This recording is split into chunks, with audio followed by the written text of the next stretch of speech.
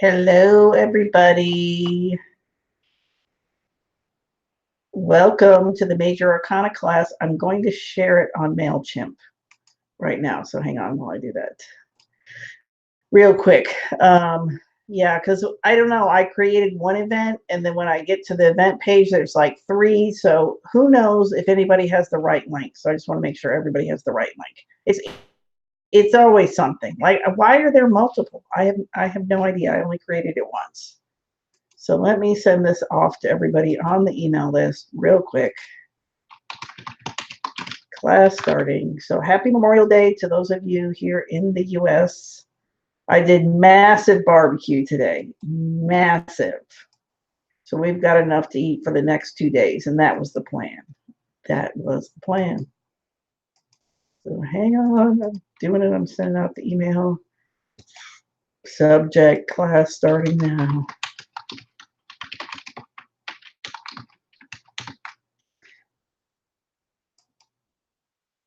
And then gotta put the email up real quick.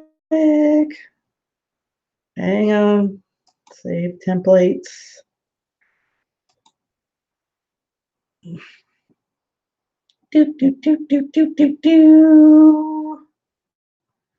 All right, so all right, let me put here, join us in class. I know this is the boring part. Like, no one wants to watch me type on the computer, but this is the way it goes. I wish YouTube was kind of like Zoom. You know how Zoom, you have like a permanent link.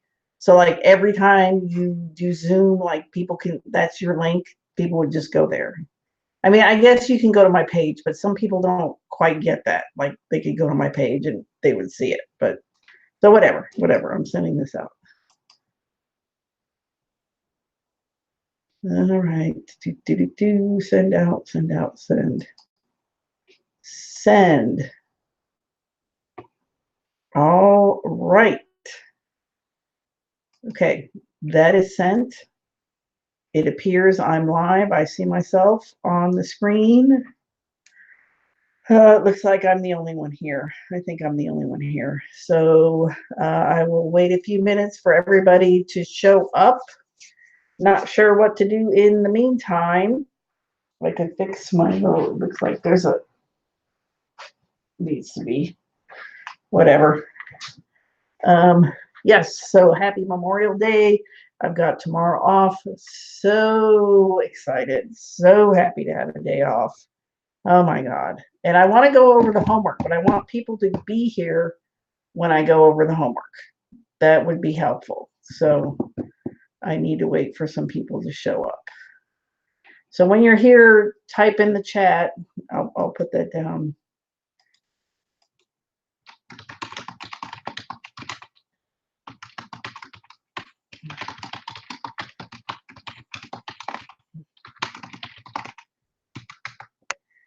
Okay, I just typed hi in the chat.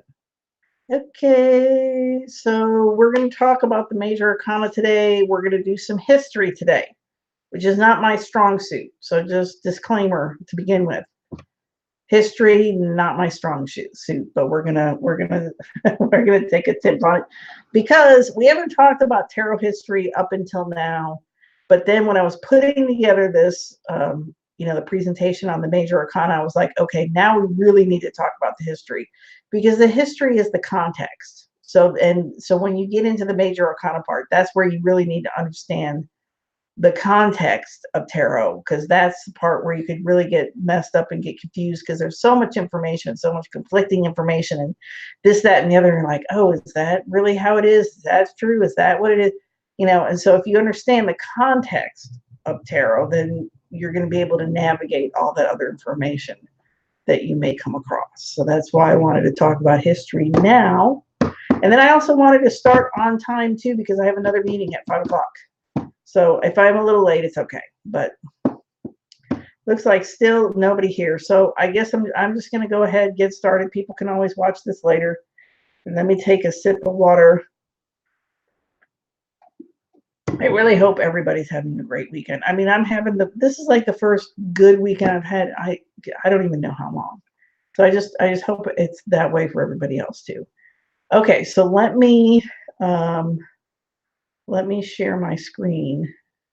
Where? All right, now I'm lost again. I'm lost. So I'm over here. Okay, so let me share my screen. Screen share.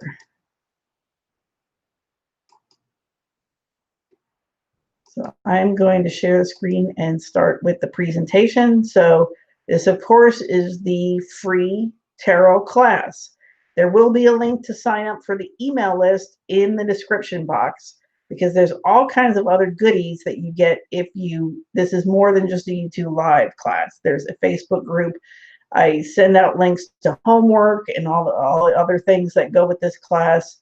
So you would want to be on the email list so that you get everything. And that will be in the description box. Hopefully, I put it there to get. I don't know.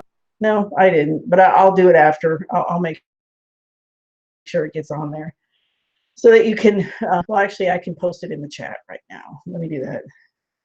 I will post. This is the link to get on the email list for the class. There it is. So if anybody doesn't know it, there it is. Okay. So it looks like someone has shown up. So wonderful. Hello, whoever you are. Welcome. Okay. Oh, I bleeped out for a minute there. Okay, now I'm back.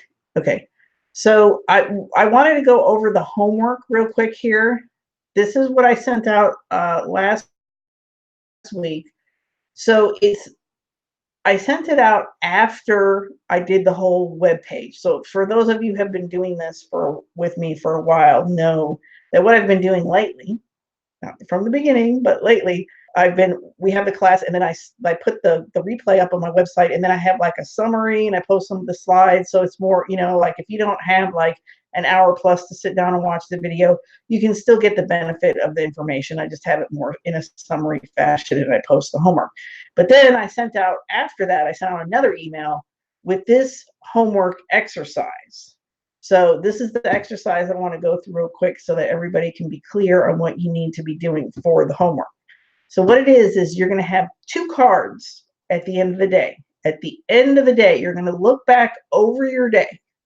So we're not doing any predicting. Like we'll get into we'll add that step later. I know it's very, very tempting at this point to do that because that's what everybody wants to do. But we're not doing that. We're describing. We're describing at this point. So what we're doing is we're getting 2 cards at the end of the day. It's the end of the day, getting ready to go to bed, and you go, okay, what was my day like? And you just kind of review your day mentally, okay? And then you go through your tarot deck, and you will choose one card. You will look at the cards. Look. So this is what I mean by choose. Choose, I mean that's by your own will. You choose a card. You look over your cards and you go, what did my day look like? What happened? Who did I meet? How did I feel? And however you want to, whatever. And you're not going to be able to pick one card that's going to like sum up your entire day in a nutshell. I mean, that's just not realistic. But some aspect of your day. So go through the cards, look at them, and go, okay, I think this card represents my day. I think like my day was super shitty, so my day was a 3 of Swords day. Or my day was super great, so it was a 6 of Wands day, or however you want to do it. And like I said, if you don't know the cards that well at this point, just look at the pictures. Just look at the pictures and go, oh, okay, this looks like how my day was. And you can put that card down. Then you're going to take your deck and you're going to shuffle it, and then you're going to randomly pick a card. And that card is also going to speak about your day. So then you have 2 cards, and then you get to look at both cards, and you have to go, okay, well, I chose this card to represent my day, and the cards chose this other card to represent my day. And then you're going to have to draw connections between those cards. It's like, because I mean, I've been doing it along with you guys, and sometimes it kind of throws me a curveball on the card that I draw. I'll kind of look and go, oh, well, okay, well, that's weird. And, then I have to stop and think about it a little bit. And, and then it makes sense. So you're doing a couple different things when you do this exercise. One is you're building your vocabulary and you're learning how weak your vocabulary is or is not. So, like I said, I've been doing this. There's a video on the Facebook page where I talk a little bit about the Lenormand cards, which I've talked about before, like how I'm trying to learn Lenormand. So I've been pulling Lenormand cards at the end of the day, along with the tarot cards. And so it's like it shows me how weak my vocabulary is in Lenormand, because I'm like, oh, okay, well, my day was like this or like that, and then I don't know how to express it in Lenormand. I'm like, gosh, I don't know, what would that be? You know what I mean? So it's like it's gonna show you your weaknesses in your vocabulary and show you how you need to expand your vocabulary.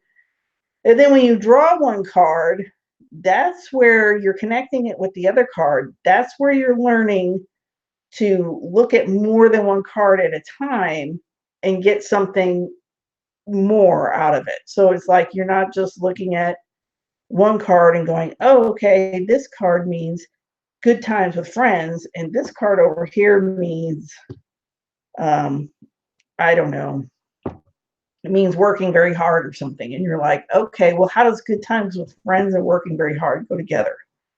So you're building that muscle of being able to somehow connect and see the threads that connect the two cards together.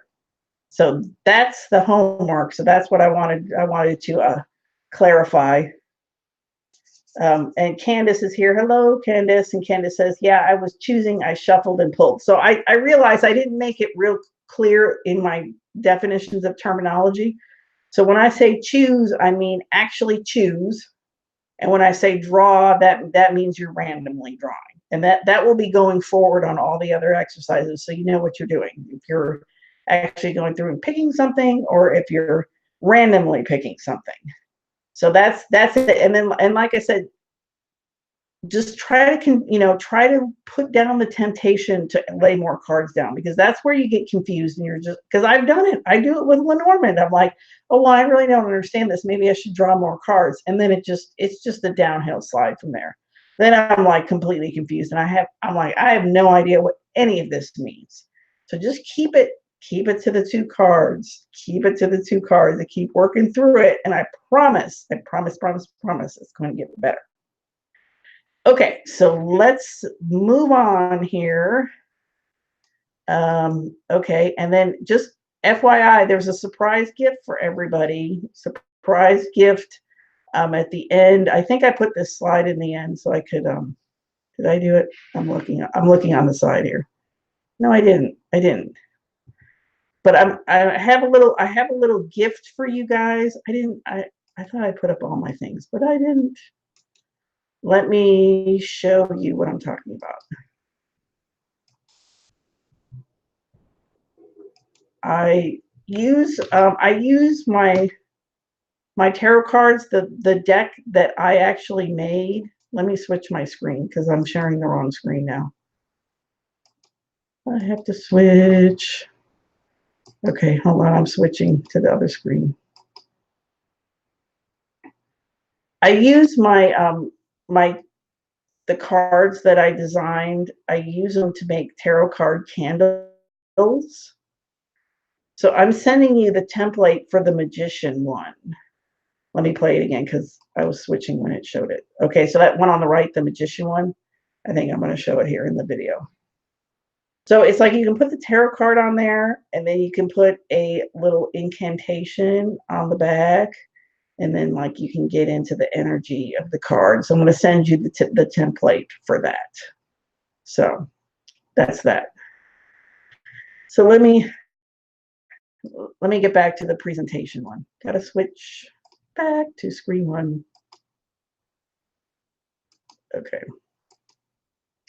All right. So I just want to say that. Okay. So welcome to the Major Arcana.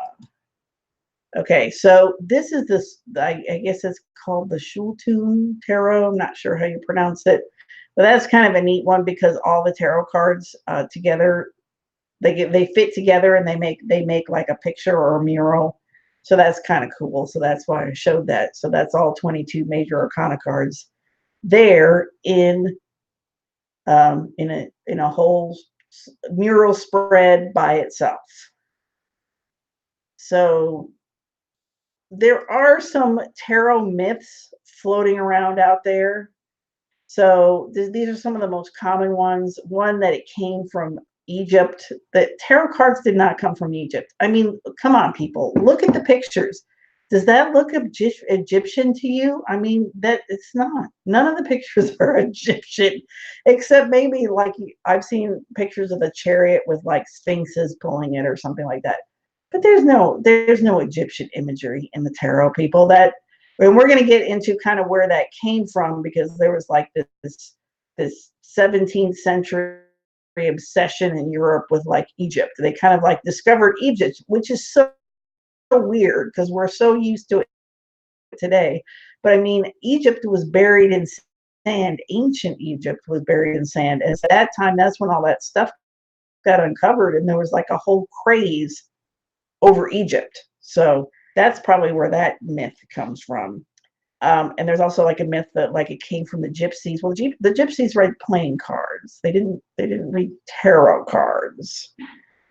So the truth about tarot is that it was a playing card game. And then this is maybe a hard truth for some people, but it is a playing card game. So it's I have a little, here's my little timeline. And this, like I said, I am not the best person to find out about tarot history from. I'm going to give you references.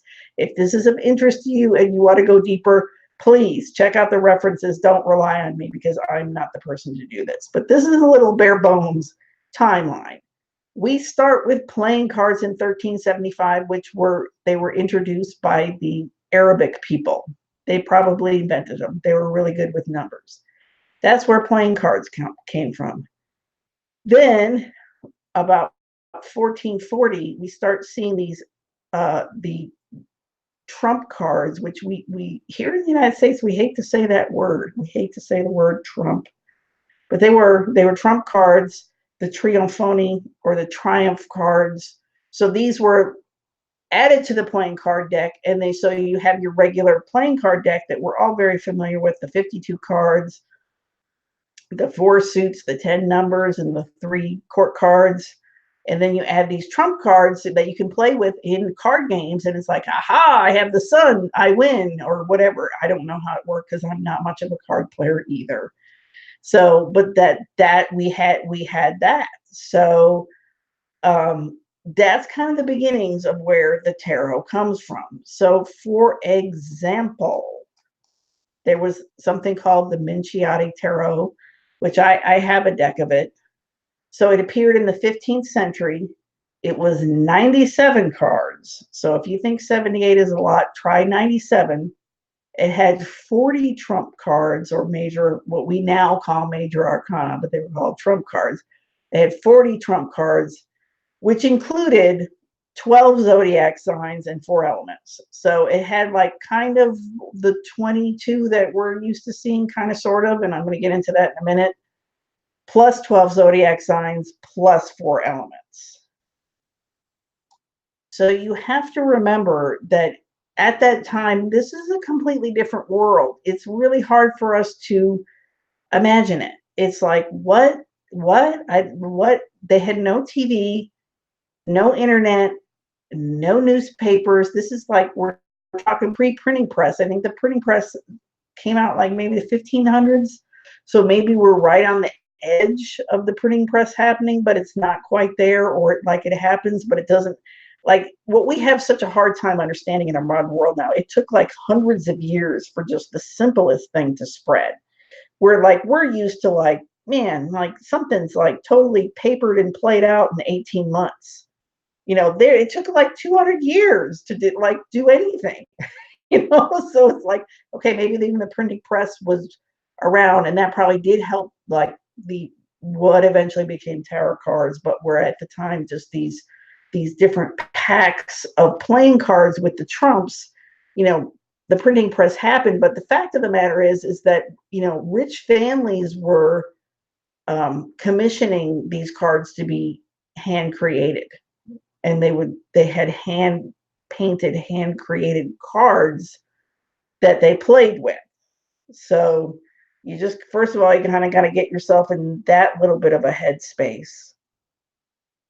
And really, like, the only form of entertainment was like storytelling. Because, like, I mean, nowadays it's like you see somebody driving down the road and you see some kid in his car seat with an iPad watching something as they're driving down the road, and the mom is like listening to a podcast on the radio, and the same thing happens at home. Like, so and so's in their room watching one thing, another person's in another room doing a video chat with somebody, and somebody else is playing a video game or whatever. I mean, it's like they just didn't have it. It's like all they could do was get together and play cards and like story tell. I mean, it just didn't exist. They didn't have it. And for them, art is also a very different thing to us nowadays than it was then. Because they didn't have all these different publications and all these different things. Like, art was more of allegory storytelling than it was anything else. Where for us, we've been through all these different phases of art where we have like realistic art and impressionistic art and post-impressionistic art, and you know what I mean, and like Picasso and Cubism and all these different things, and really art for us has kind of evolved more into a commentary about society than anything else.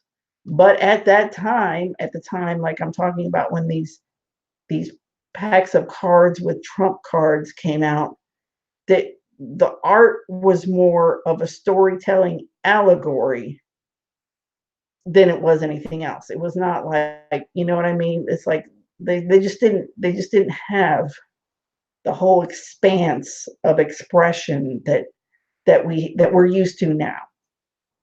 So with that said, let me show you some of the Minciotti Tarot, and I'm going to take a peek at the comments to see if anybody else. Okay, Miss T, hello, Miss T. Miss T is here. Okay, all right. So yes, so the Minciotti Tarot, they had some cards that we're not accustomed to seeing at all, like the Grand Duke, the Western Emperor, the Eastern Emperor. I don't know what that is. We don't know what that is. Those are completely different cards. Now, note, they have some that are familiar to us, but somehow different, like this card, Fame 40. Well, this is the Judgment card. This is clearly the Judgment card, but it was called Fame. So, and the whole point of this is that I want you to see that there is no one single pure route to tarot. So just keep that in mind as I'm going through all these things. That's what the whole point is like, if somebody tries to tell you like, this is the pure tarot, this is the right tarot, this is the whatever, it's not. It is not. In the Minciotti Tarot also, it had the 12 astrological signs. So I just showed 4 here. So you've got that thrown in. Some of them had like the 5 senses, like had sight, smell, taste, whatever. Somebody thought that was a good idea. Let's put that in there. Okay, let's do it. It had the 4 elements: earth, air, fire, water. Okay. And then here's just a weird little, this is the kind of thing that happens when you start studying like esoteric things. Like I said, there is no pure form of tarot. There is no right form of tarot. There is no, I don't know, essential form of tarot or whatever. But when you study it, you will, these weird little coincidences, or you will pick up on these strange things, like this, for example. In the Minciotti Tarot, there's the Tower card, which was number 15, not 16. The Tower was 15. And then this is the tarot card that I created for the free deck that I have. And it's the Devil card, which is number 15, because the modern Devil card is 15. And I of course created this deck way before I even knew about the Minciotti Tarot. But when I saw that the Tower card, I looked at it and I was like, holy crap, that's my devil card right there. Because look, there's this lady and she's like coming out of a closet or something, or walking through a doorway, and these hands are like trying to grab her. It looks just like that Tower card. So that was just, it's just, that's the kind of stuff that, in my opinion, that's the kind of stuff that if it happens to you, you need to pay attention to that, not to somebody going, this is the pure and right form of tarot, because there really is no pure and right form of tarot. So back to our timeline. Okay. So we talked about, like, there was these creation of the trump cards. They were all different, different ways, different things. So then in about 100 years, by about 1530, there was what became to be known as the Cherokee, or the Tarot, or the Tarot. I didn't write that on the timeline, it was the Tarot.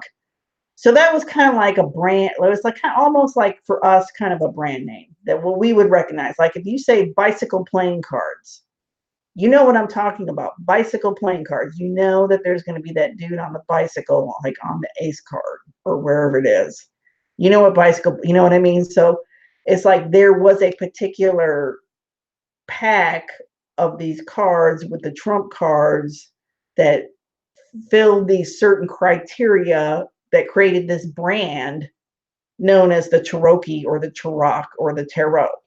And then even within that, it breaks off into certain schools, like the French tradition and the German tradition, or whatever it is. Like I said, I'm not the person to come to history with, but nevertheless, just just so you know.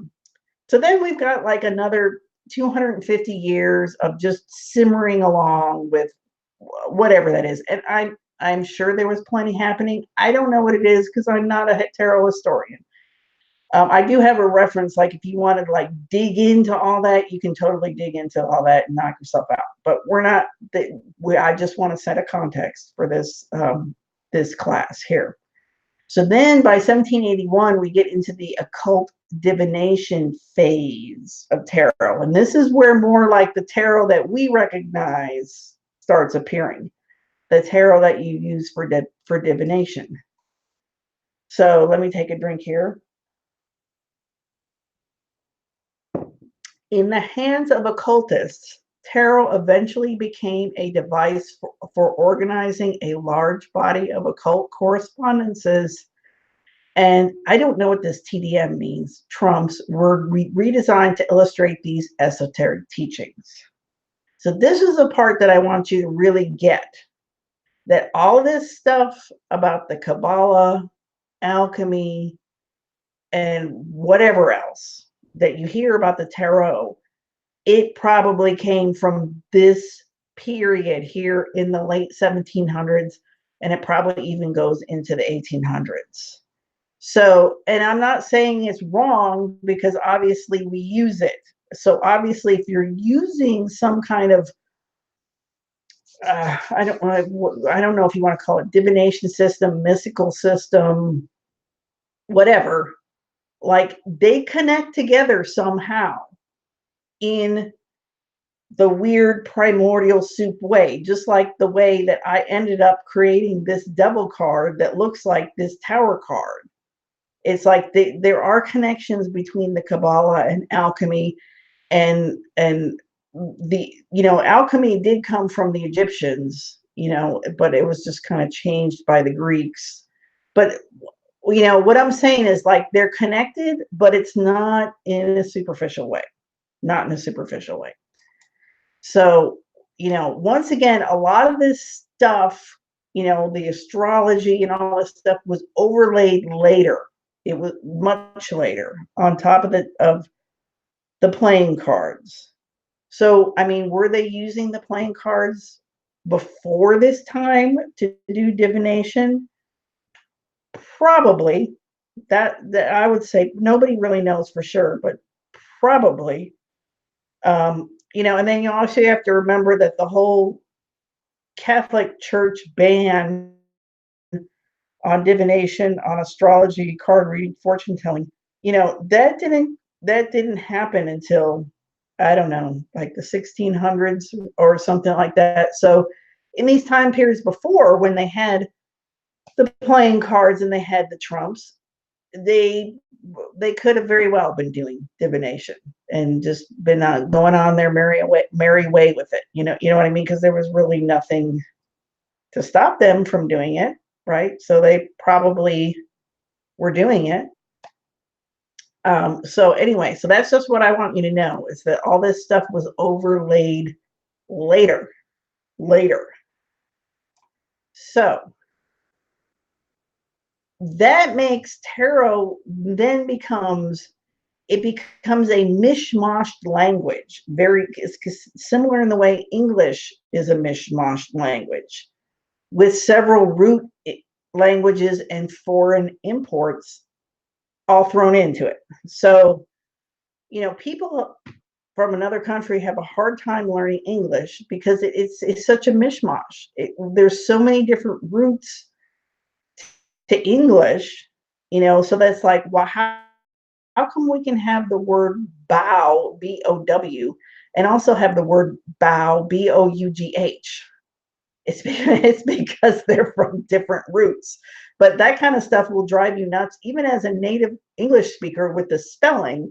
And it makes people that try to learn English as foreign speakers insane. They're like, what kind of insane language is this? And I can understand. So just as an example, in English, we have caveat emptor. That's Latin. It means, let the buyer beware. We have Viking words. These are we have really common words. We have a lot of common words that are Viking words, and people don't even realize it. Log is a Viking word. Dirt is a Viking word. Berserk is a Viking word. Wednesday is Woden's Day. That's a Viking's word. Thursday is Thor's Day. That's a Viking word. Friday is Freya's Day. That's a Viking word. We have German imports. We have Angst, Fest, Kaput, Kindergarten. Kindergarten, that's a German word. And we have karaoke.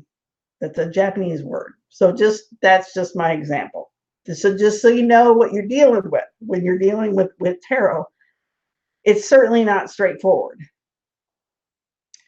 So I just want to talk a little bit more about that overlaying of all these different philosophies, esoteric sciences, whatever you want to call them.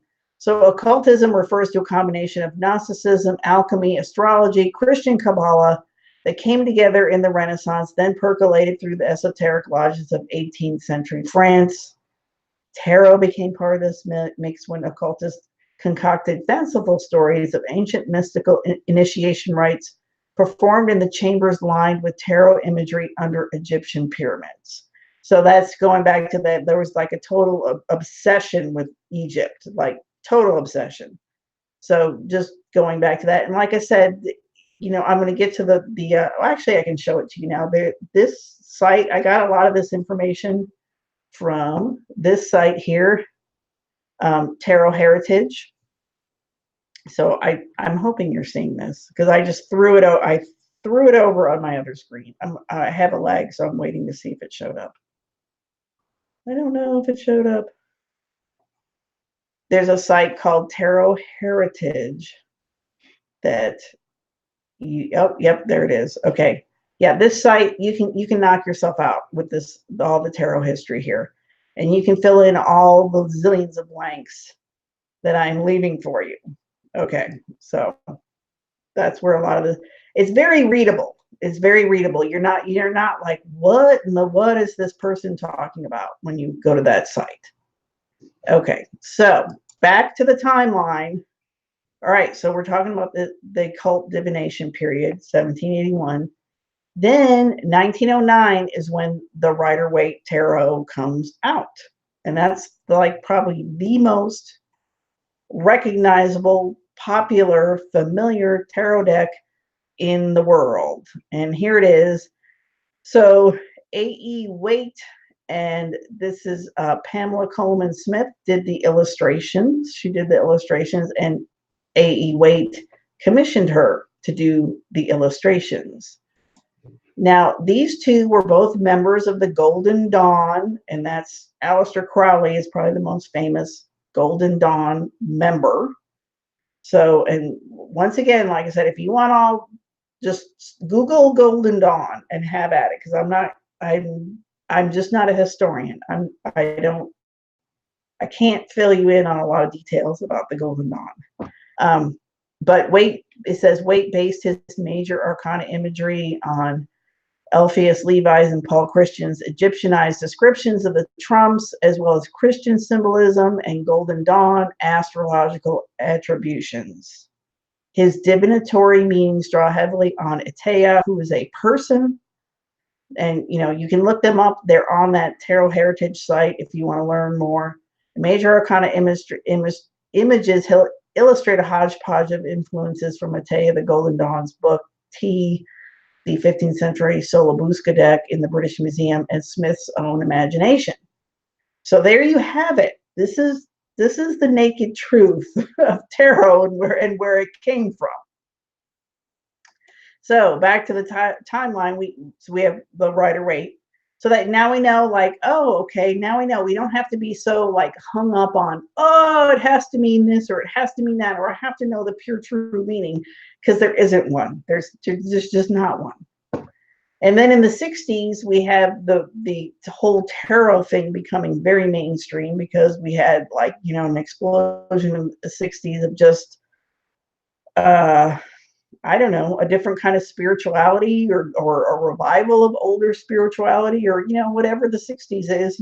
That's something that you probably have more of a direct connection to, and you can jostle that around in your own mind and,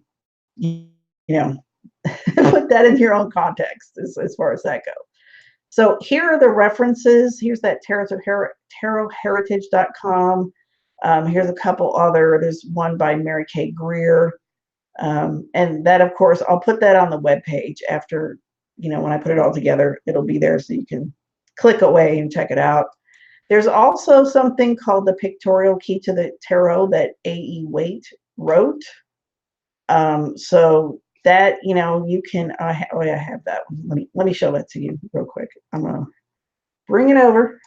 Okay, so this is I mean, there's lots of different versions of it. This is just the one that I usually go to. You can buy print versions of it, but it's here on the web for free. And so you can click anything, any card, and then you just get a little summary of what Mr. Waite was thinking of and what he was trying to put into the card when he created the card, which, that could be helpful to you. So you can go through there. The whole deck is there, and his little talks, essays, or whatever about everything are there. So there you go. There's that. So, I mean, that's enough. I think that's enough references to give you a chance to explore to your, that'll keep you busy for a while. Okay, so we still haven't answered the question. So what in the heck are the major arcana? Like, I've talked about the history, I've talked about the context, I've talked about people who dig tarot cards, but what in Lord's name are the major arcana cards? So what they are is they are overarching themes, because I touched on the fact that this whole thing about how art was an allegory. So like how fables, like we have like the fables of the fox and the grapes. Is that what it was called? The fox and the grapes? Or like the grasshopper and the ant and the grasshopper. Well, that's an allegory. The whole point is that the grasshopper was jerking around all summer and having fun, and the ant was busy doing what he needed to be doing to get ready for winter. So who survived the winter? It was the ant, not the grasshopper. That's like a theme. That's like a theme that you could find in tarot cards. I'm sure when you were in English class in high school, or if you took English classes in college, depending what you studied, you had to deal with all these themes like love, death, good versus evil, coming of age, power and corruption, survival, individual versus society, war, right? So that's what these major arcana cards are pointing to, is these overall themes. So we have like the minor arcana. This is kind of more like this is what my day looked like, right? That's what I want you to do in the exercise. This is what my day looked like. This is kind of how it was. And then, but then we have these overarching themes where it's like, oh, we have like the lovers come up, and it's like, oh, yeah, I had like this little this and that happen.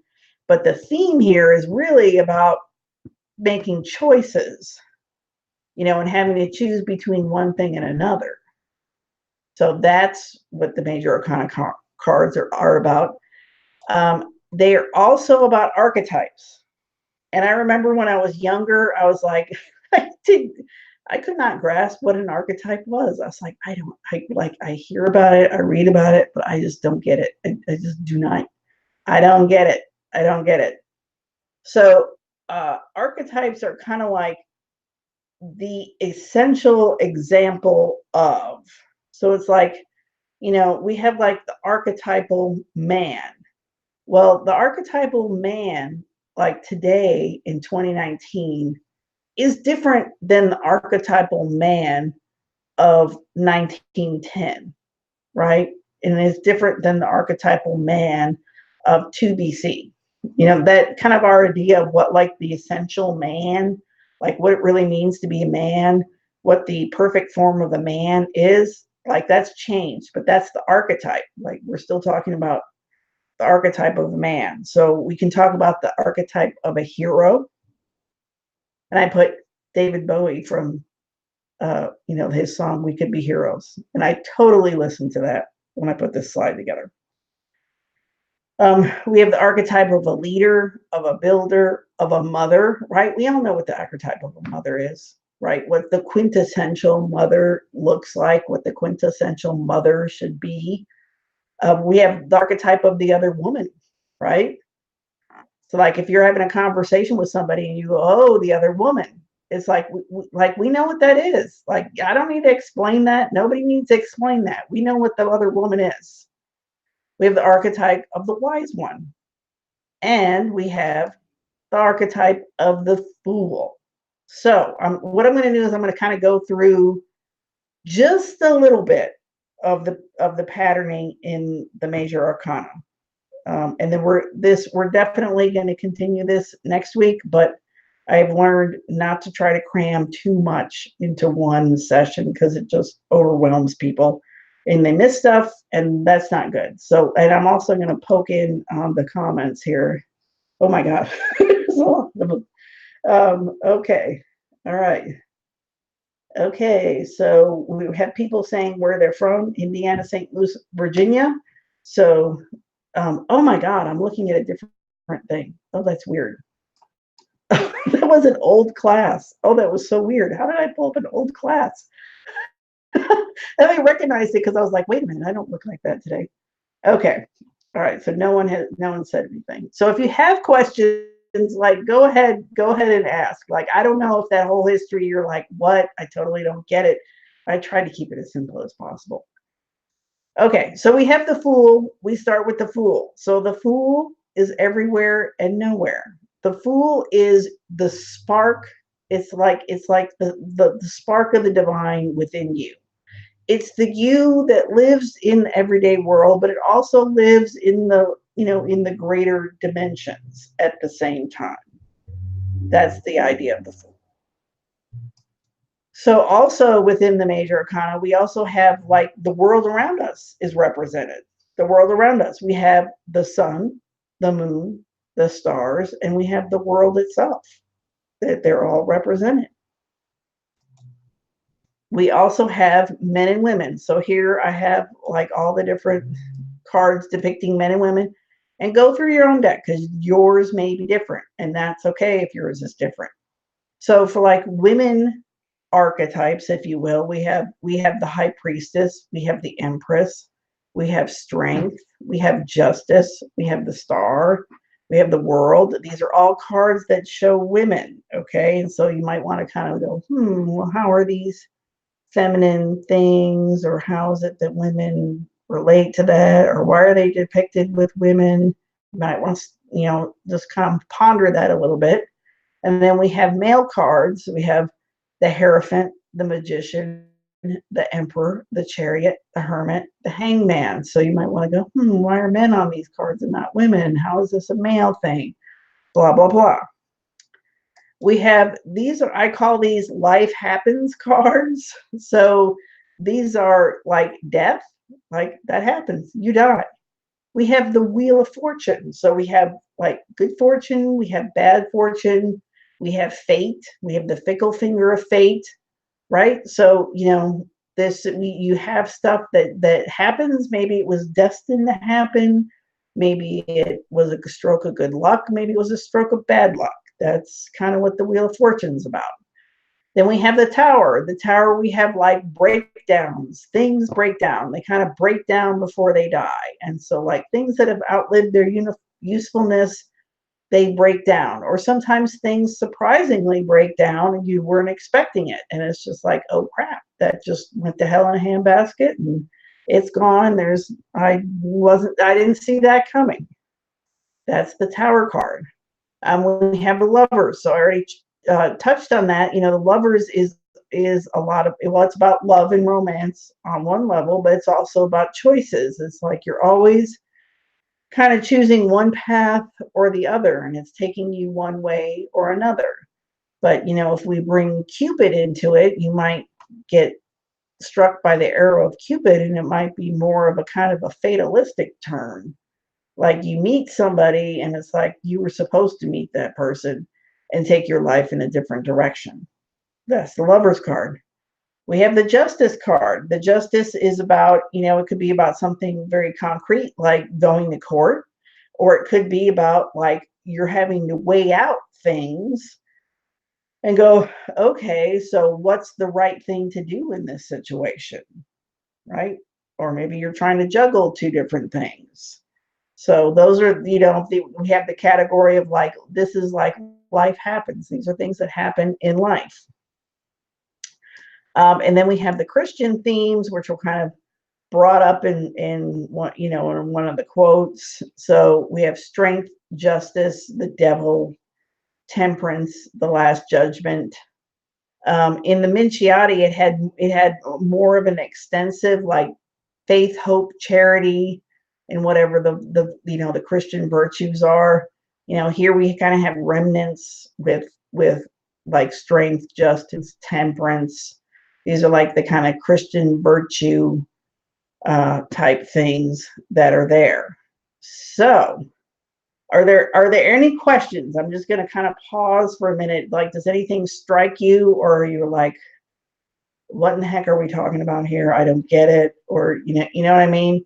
Like, are there any questions, or is there any card that you've always been like, what in the bleep is that major arcana card about? Because it's just so bizarre. Like, I can't wrap my head around it. Because I think I've been talking really fast because it's like, because I don't know. It's just, like I said, history is not really my thing, but I really did want to bring it in to try to bring in context so that I feel like I'm hoping that the history of it could relieve you of a lot of anxiety around like, I think I need to understand Gnosticism, or I need to understand Kabbalah, but you really don't. You really just kind of have an awareness of it and kind of know about it, but you don't really need to. I don't think you need. If you want to, please, by all means, like I always say with this class, by all means, explore whatever you want to explore. But what I want to do is give you the foundations so that you can go off on your own and do your own thing, but still be able to read cards. I don't want you to have to put reading cards on the back burner because you don't understand all this other stuff. Okay, so Candace says the moon causes confusion. So the moon card, that is kind of what the moon is. The moon is confusion. Okay, so we have like our two luminaries. We have the sun and we have the moon. I'm going back to that. We have the sun, we have the moon. Okay, so the sun rules the day. So things are illuminated by day. We can see clearly by day. We can think clearly by day. We can act clearly by day. But then in the nighttime, we have the moon.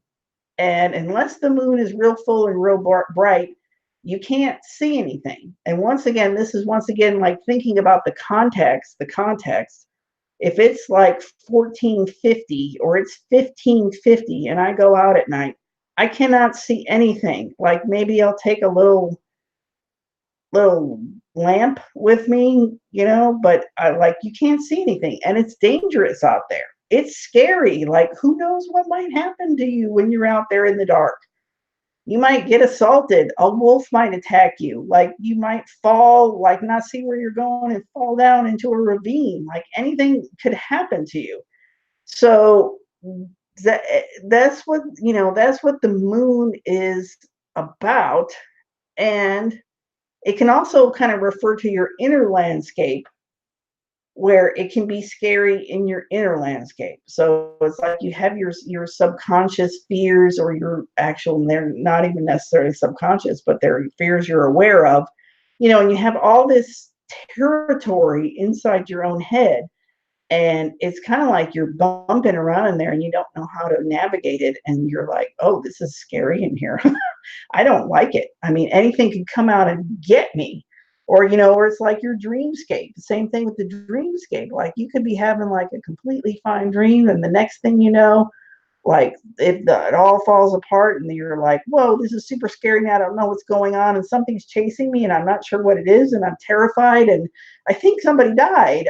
I'm sure somebody died. I feel very sad, and so that's kind of moon territory, and that's why it relates to confusion too, because it's like you have to sort out all these different fears and emotions and like personal landscape and personal history. And so that's why it can be confusing. Okay. And so then Candace says the high priestess and the moon and the high priestess. Okay. So um, the high priestess is a feminine card, so it's about your inner knowing. And I think of it as like an inner knowing that kind of like spans across generations of women, like generation upon generation upon generations of women. So it's like women all kind of know how to take care of people. Women kind of know, like I kind of, maybe I'm idealistic, but I feel like if we got plunged into an apocalypse tomorrow and like the world, the civilization that we are familiar with today was gone, we would still know how to give birth to babies. Like it would be okay. We would instinctually know how to do these things.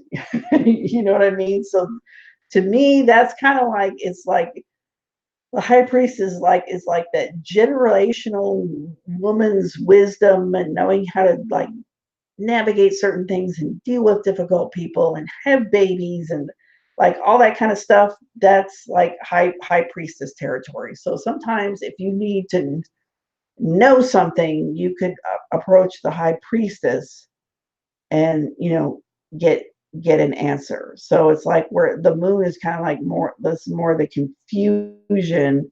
The high priestess is more of the clarity, but it's coming from, it's very internal, and like I said, it's generations back kind of thing. Okay, so Miss T says the Wheel of Fortune is hard to incorporate into a reading. Okay, like it could be the Wheel of Fortune, but you can always ask the person that you're reading for, or if it's yourself, and the Wheel of Fortune comes up, you can be like, "Hey, does it feel like you're on the way up or the way down?" Because the wheel is always turning, and I don't think I have a good picture of the Wheel of Fortune. Let me see. I have this one. This is not one of the better ones, because there are some where you actually see that, where it's like there's somebody sitting on the wheel, like, and then there's people going up and down, at different points on the wheel. If you just take a look, and you'll find cards that show it that way. So it's like you can ask yourself, if you're reading for yourself or if you're reading for somebody else, you can be like, do you feel like you're on the way up or the way down? Like, how does it feel?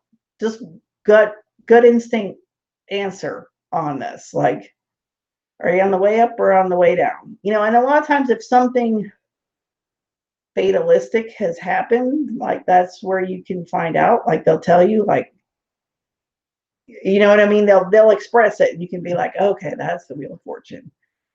Or another thing I see come up when the Wheel of Fortune comes up is I'll say, you can't win if you don't play. So that's kind of like, it's like you got to kind of spin the wheel of fate. You know what I mean? If you're being too stagnant and you're not doing anything, then you need to get out there and take a risk and take a gamble and see see the wheel, where the wheel takes you. There's no guarantees. You know, that's kind of a wheel thing. There's no guarantees in life, but you can't win if you don't play, right? You're going to miss 100% of the shots you don't take. That's kind of like a lesson within the Wheel of Fortune. So you see how I'm saying, like, these major arcana cards are like the fox and the grapes, or the ant and the grasshopper. It's like there's a whole story there, but what's the lesson? The lesson is you know, if you don't get out there and risk something, then you're not going to have good or bad fate, because you're not doing anything. You're not putting yourself out there. So that's that. Miss T says one way to look at it is that when it's dark, you have to rely on your other senses to see. I think she's talking about the moon. Yes. Very nice input, Miss T. Yes, exactly. Exactly. Miss T says, like a Ferris wheel, and for the Wheel of Fortune, yes, it's like a Ferris wheel. Take a chance, spin the wheel. So there you go. There you go. So I think you can see how, like, if you start working with these major arcanas, you can start teasing out these life lessons, you know what I mean? And then, like, when you're reading for someone, you can be like, yeah, does it seem like this? Does it feel like that? Did something happen this way or that way? You know what I mean? And they can affirm for you. Okay, Candace says she gets it now. Okay, good. Yay! See, that's why we have these, so we can all help each other out. Okay, so, all right, so I paused there. So what was I talking about? I don't know what I was talking about. Okay, yes, the practice. So, and believe me, we're going to get more into this, but I just didn't want to do too much at once. So for practice, what I want you to do is get out your cards and lay out all your major arcana, which is 22 cards. So you should be able to lay that on the table and not have it be too overwhelming. You can just lay them all out like I have illustrated right here. And then start looking for themes and start grouping them together. And you can do this, like I said, purely based on what's pictured on the card. Purely. So for example, on this picture here, on the left, I have the 4 cards. I have lightning, the sun, strength, and bindweed, which is the devil. That's in the guy, and she calls the devil bindweed. So what kind of looked like to me is like, it seemed like there was like some kind of energy movement in all these cards. It's like, okay, there's energy moving. Like here we have lightning. Okay, that's energy moving. Here we have the sun, and the little rays of the sun are coming out. And then here we have the sun in the strength card, but they're not as strong. It kind of shows more of an inner strength. This is kind of like more energy going out. This is more like energy going in. And then, like with the bindweed, it's like this little bush, which you can't see that well in this picture, but you can see it. I just felt like it was like this energy. Once again, it was kind of like this energy, like going into that guy and getting stuck. And here we have like this energy, and it's like it's so strong that it's just overwhelming things. And here we have this energy, and it's like so exciting. It's just like, oh my God, I want to reach out to everything as far as I possibly can. And here we have more of like this energy of like, I'm holding this energy inside myself, you know? So I just kind of noticed that like these were all about energy, you know, and I kind of put it together. Or like over here on the right, we have temperance. This is justice, and this is judgment. And it seemed like people were like gathering some kind of energy, like they were opening up and kind of like trying to like do something with this energy. Is like they were opening up to this outside energy, and they're trying to like do something with it. So here we have like the temperance, like they're doing something, they're creating something with this energy. And then here with the justice. It's like, okay, so I'm trying to kind of like feel this energy and weigh it out and like, okay, right. So I got this energy, right? What do I do with it? And then we have like judgment, where it's kind of like wide, arms wide open, like I'm really accepting this energy. I'm really accepting it. So your deck's going to be different than my deck. So just like, we're not trying to do anything big here. We're just like taking a look at our cards and go, wow, okay, well, let me look at that. And like I've said before, if you have animals in your cards, like this might be a good point to pay attention to animals.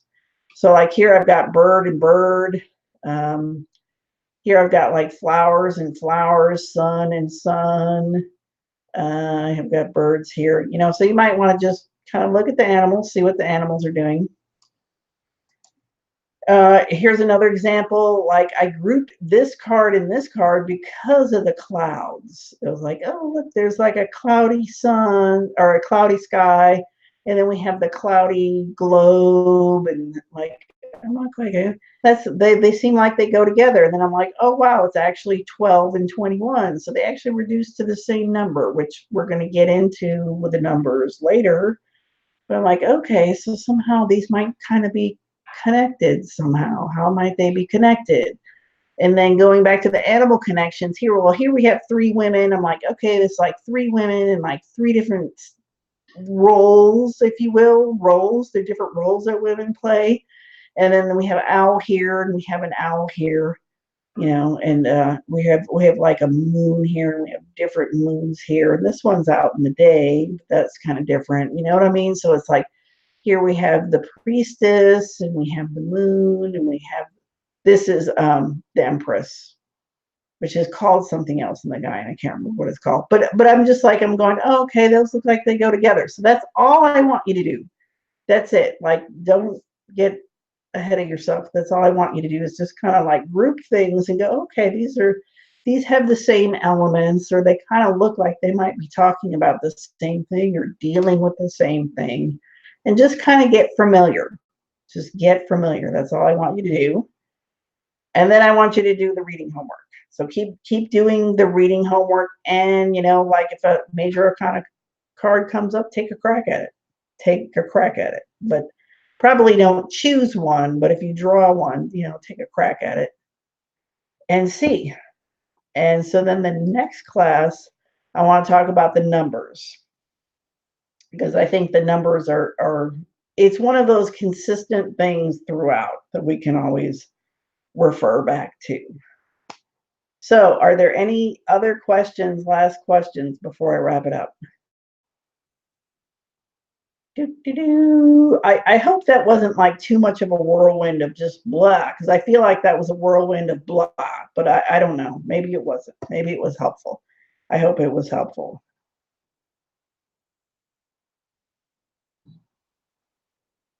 And if I find any other interesting, like major arcana stuff between now and the next class, I'll send it out, like links. Like, I don't know. Who knows what I might come across, but I might come across something interesting.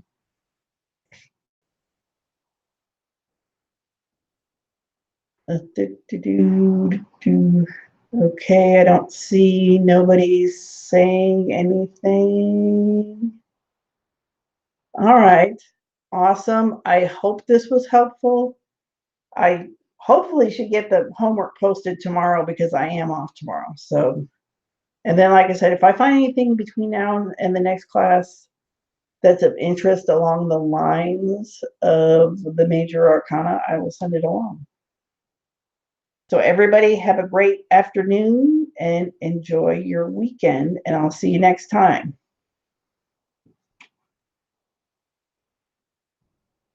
You're welcome, Candace. Thank you. Thank you, everybody that showed up. This makes it worth it to me. It makes it worth it. How do I get off here? All right.